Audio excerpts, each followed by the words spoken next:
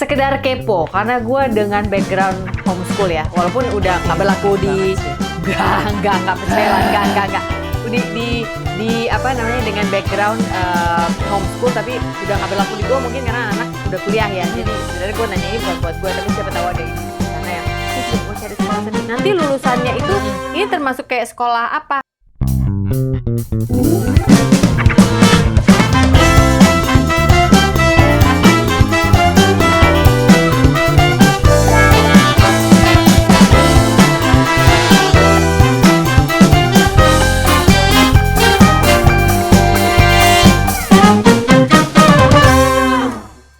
Intinya adalah dia akan jadi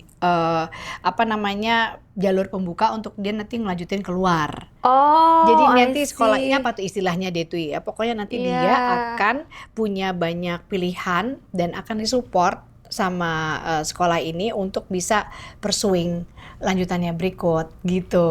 Oh, di luar apa ya? Itu kayak community college kali ya namanya ya? Mungkin banyak sih yang datang, dan jujur gue sebenarnya nggak 100% setuju dia ngambil sekolah seni. Wow, oke. Yes, karena seniman loh ibu ini. Betul. Karena menurut gue seniman itu malah lebih perlu hal-hal lain yang menunjang kesenian dan kreativitasnya. Gitu. Jadi jangan gila sendiri deh gitu. Tetap perlu disiplin ilmu lain untuk bisa mewujudkan apa yang lo buat gitu. Dan buat gue terlalu muda ya untuk bisa menentukan lo maunya kesini banget gitu. Oke. Dia akan tumbuh jadi anak yang happy. Dia akan tumbuh jadi anak yang punya punya mau dan didukung sama orang tua yang oke gitu. Cuman gue hanya takut dia belum melihat aja pilihan-pilihan lain. I see, oke. Gitu. Valid. Ketika gue sekolah SMA biasa, gue ngerasain sendiri, ternyata gue punya ketertarikan sama sastra loh. Ternyata gue punya linguistik yang lumayan loh, gitu. Terus jadi sekarang gue melihat menjadi ibu, menjadi profesional, helikopter view ya. Iya, dan disiplin ilmu yang lain itu yang bisa gue pertajam dan membuat gue hidup rasanya saat dunia kesenian sedang tidak baik-baik aja, gitu. Jadi gue masih bisa antusias, baca buku, ngebedah apapun, teater bahkan gitu. Maksudnya teaternya bukan dalam performance-nya aja, tapi sebenarnya tema apa yang dibuat, ada sejarah di situ. Produksinya ya. Gitu. Jadi menurut gue, aduh coba deh kalau SMA-nya masih bisa ke situ. Toh dia akan kami support kalau mau setelah sekolah, pulang sekolah ada apa lagi aktivitasnya lain. Sama seperti yang gue lakukan sama Widuri. Widuri SMA biasa? Biasa, Widuri SMP masih kan? SMP biasa. Nah ini dia sedang mengiri nih dia sama kakaknya. Nanti kayaknya dia boleh? Nanti SMA mungkin dia akan mengikuti jejaknya. Tapi gue lagi masih menawarkan negosiasi, promo-promo dulu. Yakin, mau seni banget gitu. Ya gitu deh. Atau mungkin balik nggak tuh? Jadi ini kan udah seni banget, lu tawar-tawarin tuh si mau ini nggak? Iya. Crash course management. Betul. Business course apa gitu. Betul, mau. Tapi sayangnya gue nggak serajin lo ya. Enggak lah. Lo kan kayaknya lebih terkonsep, ini ada gini, jenjangnya ini, dan bla bla bla. Kalau gue lebih kepada tawarin, anaknya nyari sendiri, anaknya ngulik sendiri, enggak, ya udah deh dia cari sendiri aja deh, gitu. Tapi lu kecilnya gitu nggak sih sebenarnya si Teteh ini? Gue tuh sebenarnya nyari sendiri. Gue nyari sendiri. Gini, banyak yang nggak ngeh kalau sebelum jadi penyanyi itu sebenarnya dia udah main sinetron duluan. Apa judulnya itu di TVRI? Jadi dulu tuh ada Sahabat Pilihan. Sahabat Pilihan. Anak-anak yang mungkin besarnya tahun 90 tuh pasti tahu. Dulu tuh ada sinema elektronik dimulai dengan series namanya Sahabat Pilihan. Tapi jauh sebelum Sahabat Pilihan, emang gue tuh umur 7-8 tahun memang nyanyi di panggung teater, jadi isi suara sebuah operet, namanya operet Bobo, Oki Nirmala gitu. Oki dan Nirmala. Terus gue salah satu pengisi suaranya, dapat kesempatan untuk ikut juga tampil di panggung dengan karakter kupu-kupu. Jadi emang teater, panggung. Dunia lo panggung. Iya, gitu. Kemudian SMP karena deket dengan teman-teman TVRI, sama emak gue tuh dapat peluang jalur ada produksi sinema elektronika ini gitu. Jadi gue masih ngerasain tuh naik Kopaja dari sekolah gue SMP 49 di Keramat Jati itu untuk ke studio atau lokasi-lokasi syuting. gitu ke sana. Jadi gue kejer sendiri gitu. Sendiri? Ya memang, jadi kan gue naik angkot, naik bus, itu kan ngejar sendiri dong. Karena jam segini udah di sana ya. Dulu nggak ada handphone. Nggak ada. Belum pager ada pun belum. Gitu, SMS juga. Tapi waktu pager ada, nah ini anak SMP yang udah punya pager pada saat itu. Saya ingat banget itu. Iya, kan? lu. Secara brand ya kayak ganti-ganti. Ganti. Bangga banget gue. Mas, kode ID berapa? 3544 ya, oke. Apa pesannya? I miss you 15 kali ya Mas. I miss you, I miss you, I miss you. Buat yang tahu-tahu aja. Wah, MMUAACCHHH, tanda serunya 3. Pager ya. Tirit, tirit. Iya. Nggak ada loh. Dia cuma janjian jam segini, ini di situ. Oke, syuting selesai jam berapa. Pokoknya emang mulainya dari panggung, terus sinema elektronika gitu. Tapi lu kan dari dulu selalu driven, selalu punya spirit, selalu punya semangat kayak nggak habis-habis gitu. Itu tuh turunan siapa? Bokap, nyokap atau emang ya anak pertama rata-rata begitu semuanya. Wah, gue udah tahu mau ini, kejar gitu. Gue pernah bahas sama Daniel Mananta gitu ya, betapa perjuangan gue dan nyokap untuk nyanyi itu memang dimulai dari nyokap memotivasi gue untuk kayak, lo mau ini nggak? Iya. Kalau mau ini ibu nggak, mama nggak bisa kasih. Misalnya kamu mau ini, tapi kalau kamu mau kamu kejar sendiri nih. Ada lomba ini, nanti hadiahnya ini. Atau misalnya sepeda gitu. Beneran, adanya sepeda. Emang gue mau sepeda, mak gue nggak bisa beliin. Ya lo menang, tuh dapat. Oh nyanyi buat si sepeda. Motivasinya adalah pengen punya sepeda. Okay. Gitu. Ya. Terus sampai kayak Rio, cuma dia motivasinya Tabanas ya Bu ya. Dia sepeda nggak mau bawa pulang kata dia. Baik banget. Kalau gue cuma fun aja udah gitu. Boneka Barbie gitu ya. Oh ada. Mau. Dulu tuh ada toko mainan Hoya gitu. Hoya. Dapat gitu. Gue kayak Pasar Baru ya Bu? Bukan, waktu itu di Bogor dikejar sama nyokap gue. Mangga Besar. Kalau ini di Bogor, masih cantik, cuaca sejuk ya gitu. Dapat. Tapi terus lama-lama gue kok kayaknya dapat barang tuh kayak biasa aja ya. Berarti bukan ini. Bukan ini. Ternyata yang gue nikmati kompetisinya.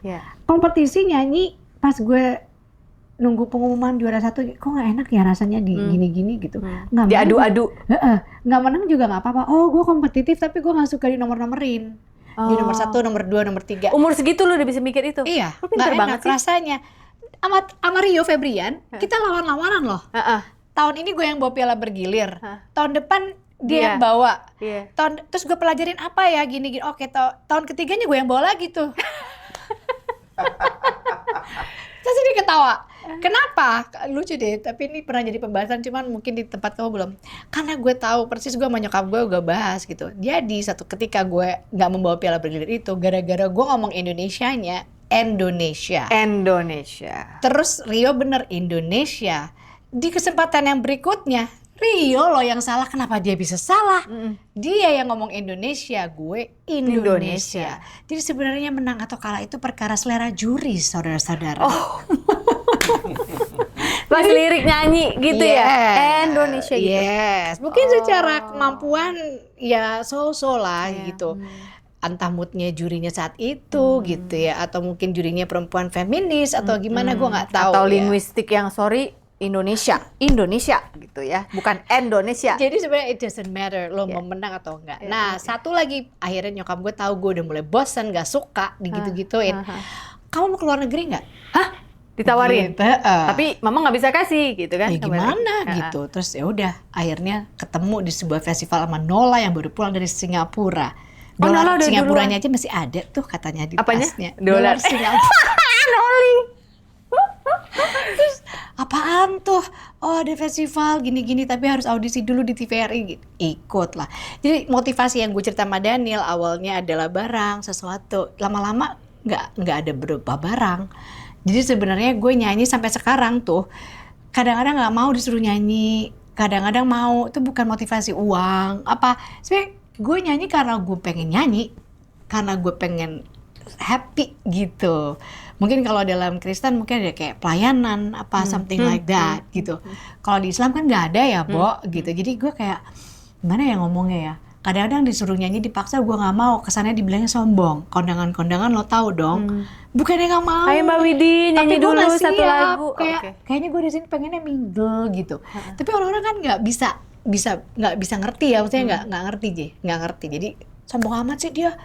apalagi kalau saudara gitu. Tapi kalau misalnya hal-hal yang nggak perlu panggung, gue seneng gitu. Jadi emang motivasinya sudah berubah. Jadi motivasinya bukan demi panggung kalau lo tuh? Bukan, emang karena gue pengen nyanyi. Real saja emang karena gue seniman gitu. Bukan untuk dijuara-juarain, bukan untuk kayak sekarang di kompetisi ada voting. Enggak sih. Jadi when you sing, you gotta sing with all your heart, wholeheartedly lah. Terus gitu lo nyampe nggak sih vibrasinya ke orang tuh? Bukan kayak terus lo bisa teknik gitu kayak bukan. Keren gitu, enggak.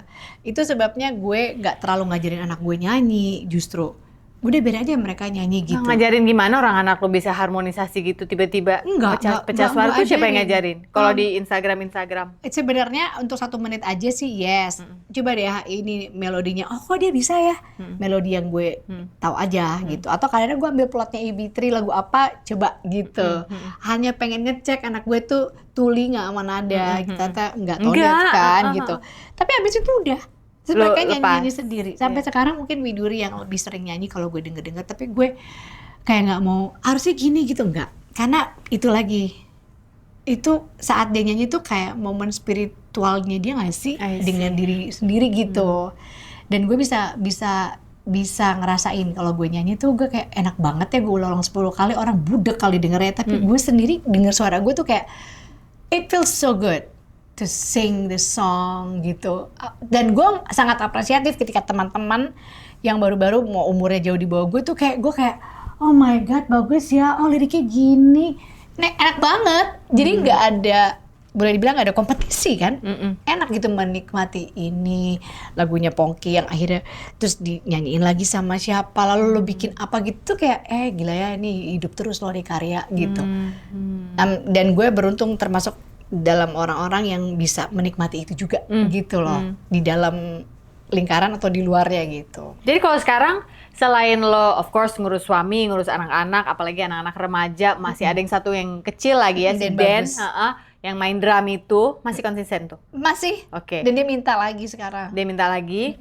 Lo masih aktif nyanyi nggak sebenarnya yang orang-orang nggak tahu di luar B3 ya? Iya. Kadang-kadang kan B3 belum tentu semua. Nola juga sibuk, anaknya 2 jadi penyanyi, Cynthia sibuk mengurus si kembarnya. Aktif menyanyi dalam arti kata cari duit, cari job. Ya enggak.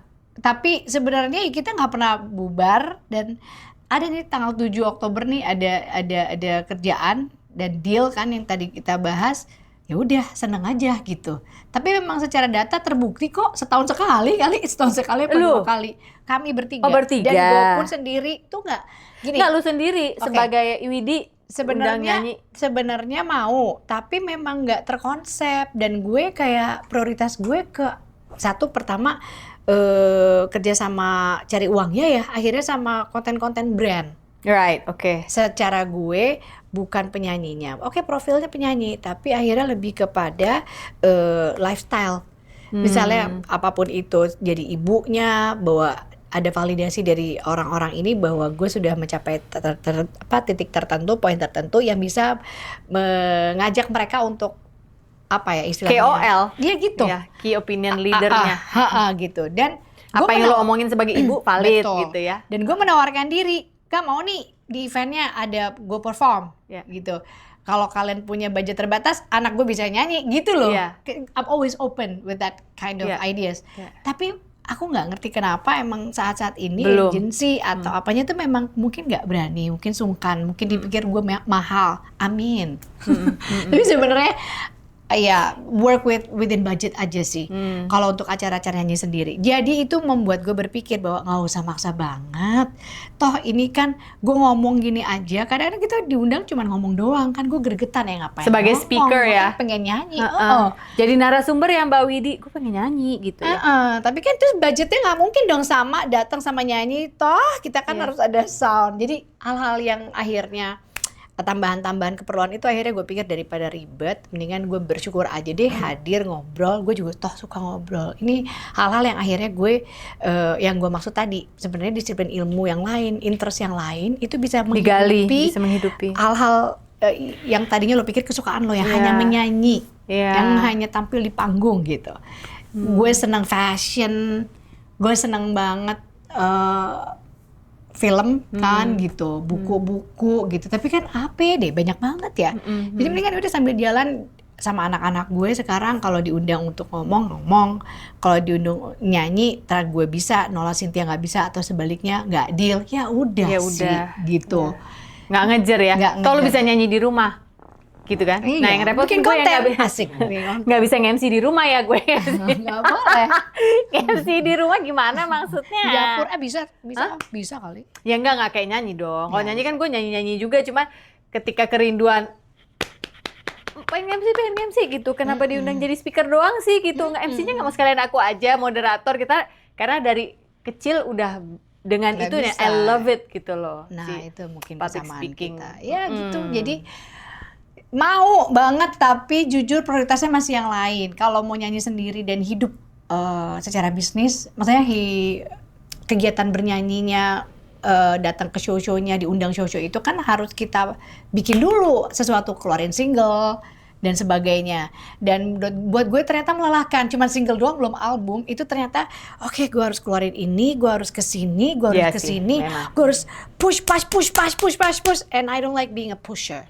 Dan anak-anak gue mungkin remaja ya, jadi gue kayak makin gue push makin gak mau nih gitu. Gue dulu di-push sama emak gue di umur pas, gue pun nge-push anak-anak gue kemarin di umur yang pas, sampai akhirnya dapat sebuah pengakuan dari Anugerah Musik Indonesia gitu. Anak gue dapat 2 tahun berturut-turut sebagai trio terbaik. Dan lucu kan waktu itu AB3 juga trio terbaik di tahun-tahun yang lain kan. Oh iya. Itu kayak paralel tapi beda universe gitu beda ya. universe. Dan menurut gue oke, yang penting mereka tahu kalau di-push tuh mereka bisa sampai segini. Iya. Gitu, tapi gue nggak mau jadi seumur hidup jadi pushernya mereka gitu. Iya. Apalagi setelah Widuri juga menemukan keasikan di dunia acting.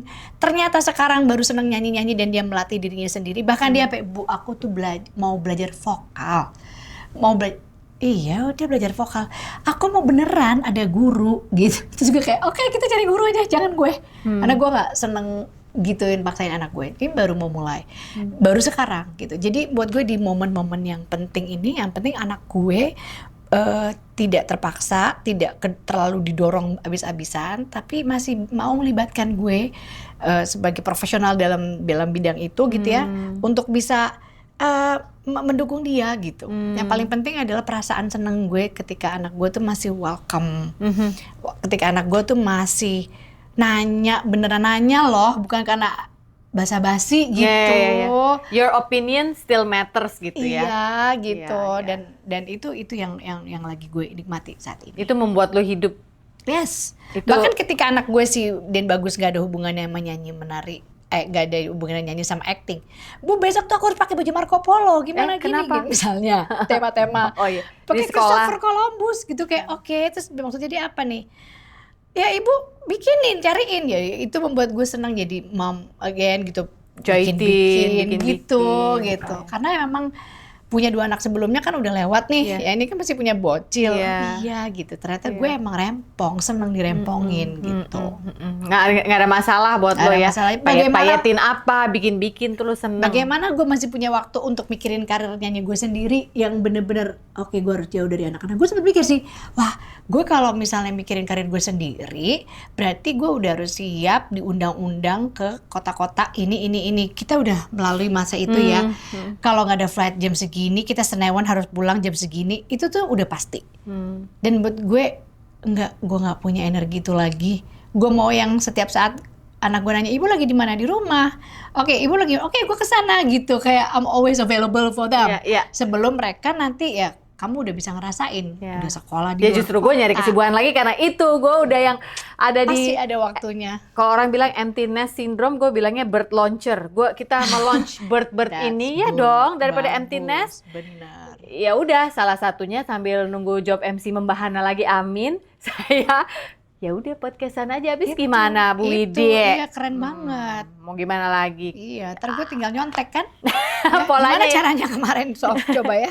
Karena begitu anak-anak udah keluar dari rumah, kita juga kayak nggak tahu ya, kalau nggak tahu mungkin beda kali ya. Kalau laki-laki tuh they always have the boy side, they always have something to do yang kayaknya menyenangkan in their own corner gitu loh. Kayak kalau di rumah gue kan si Bapi tuh di studio kecilnya apa kayak kutak-katik musik-musik apa karena mereka Widi mungkin Dwi mungkin patung-patungnya Iya, itu. iya. Nah, kita apa?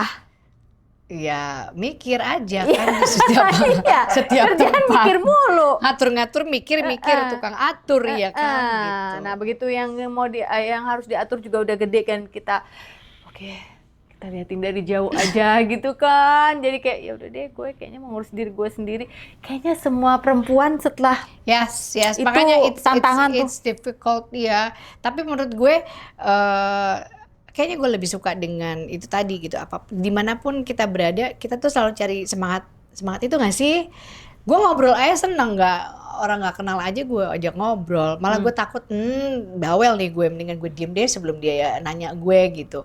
Dan gue lagi menikmati kemana-mana naik public transportation. Karena menurut gue why not? Buat gue itu membuat gue lebih ngatur waktu lebih asik, membuat apalagi gue setelah lebih, ada MRT ya. ya. Jadi jam segini udah harus sampai sini, jam segini harus sampai sini. Terus kita ngerasa lebih mobile, terus gue merasa juga jadi lebih bisa, lebih tertantang gak sih untuk berpikir. Nah kadang itu loh yang gue pikir, kayaknya memang harus ada sesuatu yang kita lagi kerjakan supaya kita tuh nggak overthink. Kadang-kadang kalau lagi belas santai malah kita kayak cari-cari apa yang akhirnya malah mengacaukan tuh, entah urusan suami gue dan sebagainya. Jadi gue emang lebih seneng kayak gini supaya gue punya ruangan untuk gue bisa asik dengan kerumitan pikiran gue. entah itu ngedit sekarang, entah itu misalnya ngatur nutrisi makanan anak gue ketika dia sudah gede. Iya, berbeda lagi kan. Beda banget gitu. Dan gue ngecekin tukang ngecek kan gitu. Emang vitaminnya coba deh kita cek dulu. Bedah apa kekurangan isinya. vitamin apa bla bla bla gitu. Jadi emang ternyata memang gue dilahirkan untuk ke situ. Perempuan tuh hampir punya potensi ke situ gitu. Dan gue menikmati semua. Manajer rumah tangga dan tiang doa kalau menurut gue. Yes, ya, belum sampai ke tiang doa. Tiang doa nggak mungkin. Gue masih Aku berusaha. percaya kamu masih tuh sebenarnya kamu tuh berdoaan banget kan. Setiap orang punya cara yang berbeda menghadapi penciptanya and how we communicate, dan menurut aku tuh personal. Nggak bisa. Dan gue belajar banyak dari lo sih soal itu, menjadi itu tiang doa. Doakan aku sanggup. Oke, Winnie Mulia, saya mau tanya dengan kisah hidupmu yang demikian warna-warni dan penuh dengan semangat yang gak pernah putus. Pernah ada gak kepikiran di isi kepala lo ini untuk menuangkan si overthinkingan ini ke dalam buku misalnya? Atau apa? Kan zaman dulu kan orang blog ya. Kalau zaman sekarang kayaknya blog gak ada yang sabar baca deh. Sangat ada. Bahkan gue udah beberapa kali ketemu sama tim untuk bisa gue udah curiga pasti ada nih. Betul, tapi belum jujur sampai saat ini karena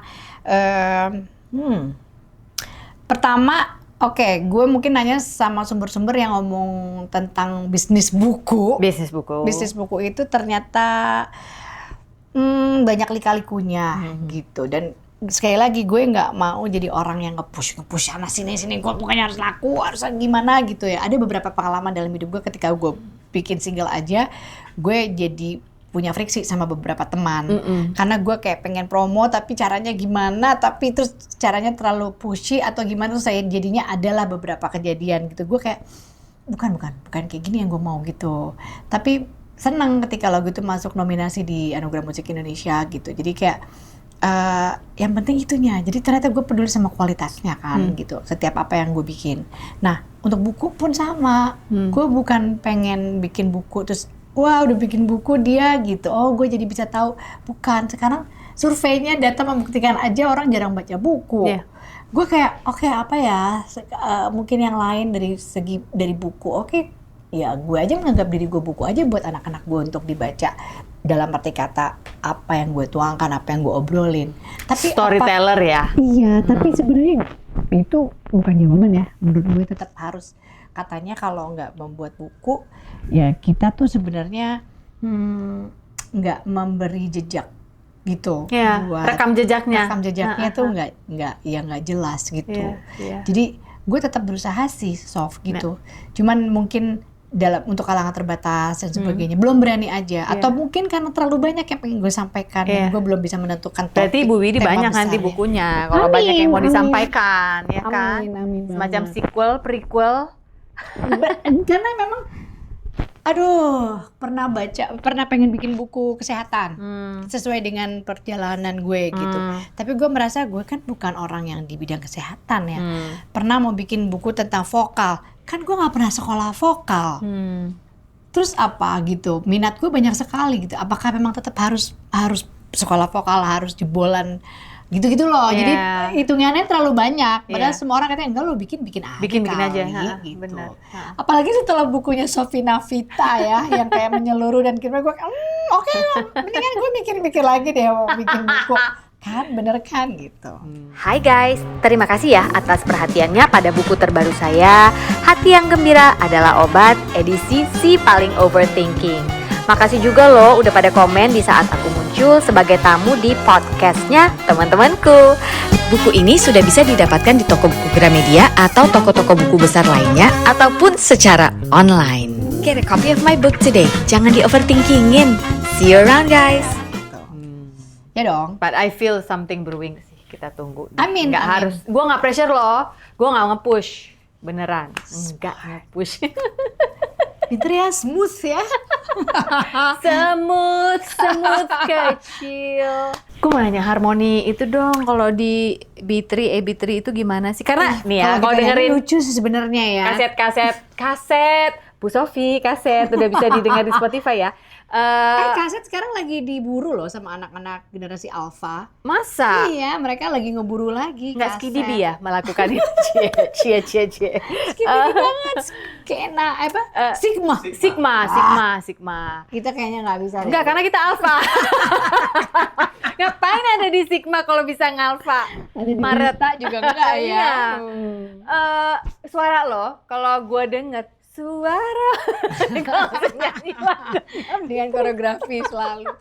Kenapa suara lo itu? Menurut gue suara lo itu selalu, lo kan alto ya kalau di AB3 kan? Ya, jadi kalau di komposisi suara tuh ada yang rendah, ada yang tinggi, ada yang di tengah. Nah, kalau yang tinggi kan sopran, kalau perempuan ya. Nolak tuh ya? Di tengah tuh mezzo, yes. Kalau gue tuh di bawah tuh namanya alto. Itu dah, yang menurut gue malah paling susah. Bagi gue. Oh iya. Karena kayak, kan pikiran kita gini, bagi suara tuh ya, do mi solnya gitu ya. Misalnya yang tinggi kan ibaratnya tinggal ngambil do mi sol, solnya si mi yang suara satu kan. Ini si bawah ini kadang-kadang kan nggak lantas langsung dia harus do gitu loh, dia bisa ngambil suara lain. Nah, itu tuh gimana tuh pembagian suaranya Ibu Widi? Oke, aku harus kasih tahu sama teman-teman adik-adik generasi Alpha gitu ya. Ada beberapa nama yang mungkin kalian ya di Google akan ada, tapi sebenarnya harus dicari banget. Aku tuh beruntung di era aku remaja tuh ketemu sama Yongki Suwarno. Orang-orang tepat lah ya, Bung Kris Patikawa yang ngasih rekomendasi nama-nama bahkan musik-musik dari era-era mereka ya udah terpilih gitu. Jadi udah terbiasa nih kuping sama komposisi musik yang memang sedep gitu.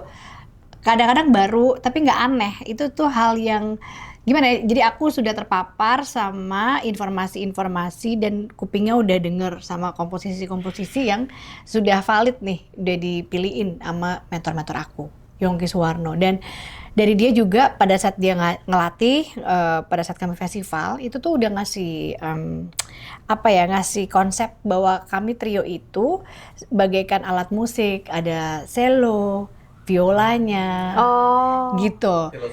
Filosofinya gitu. Jadi di situ kita dapat sih gitu bahwa satu sama lain harus melengkapi. Nggak mesti rapet tight terus harus dibagi-bagi gitu, enggak. Walaupun kami memang trio dan boleh saja. Tapi di sini adalah sebuah komposisi yang lagi-lagi ada yang sendiri dulu. Jadi kami memang dilatih untuk jadi solois semua. Sebenarnya. Dilatihnya buat jadi solois semua. Oke, maksudnya untuk nih. jadi lead vocal. Lead vocal, oke. Jadi saat ini nge-leadnya dia, saat ini nge-lead. Jadi di situ kita belajar komposisi. Jadi di situ kita tahu diri di satu komposisi musik. Oh, walaupun bisa dibagi trio, harmoninya ada, tapi sebenarnya komposisinya kalau kita denger-denger lagi, kayaknya gue nggak usah nyanyi deh. Mendingan lo aja. Kayaknya yang ini duet dulu deh. Gitu. Atau mungkin nanti dibukanya sama harmoni, ntar di ujungnya gimana. Ya balik lagi komposisi. Tapi ini adalah era unlearn. Ini adalah shiftingnya udah berubah gitu. Itu kata kita gitu. Nah kalau aku lebih kepada perasaan aja gitu. Maksudnya kalau alto itu adalah sesuatu fondasi dari harmonisasi vokal. Ya. Ya, jadi yang sampai sekarang masih banyak orang nggak tahu aja, ya itu tadi biasanya orang pikir yang paling sulit itu tuh yang tinggi gitu, padahal nggak juga sih. Untuk mencapai nada bawah itu juga perlu Nada skill. bawah skill, ya. Walaupun karakter orang beda-beda suaranya gitu. Kayak aku memang pas diperiksa sama Mas Yongki, kamu tuh lebih bisa ke mezzo, lebih bisa ke alto. Tapi hey, ternyata ada saatnya si suara alto ini begitu ambil melodi sopran dengan timbre suara alto malah lebih dapet soul-nya. Oke, jiwanya keluar ya. Jiwanya lebih, maksudnya gini. Lebih hidup. Lebih hidup. Jadi ada beberapa komposisi di mana si suara alto sama Mas Yongki akan disuruh nyanyi yang sopran. Jadi awal-awalnya tuh ngatur si Mas Yongki ini. Jadi gue belajar dari mentor yang tepat menurut gue. Jadi dia bisa kasih beberapa beberapa rekomendasi musik, komposisi atau musisi siapa.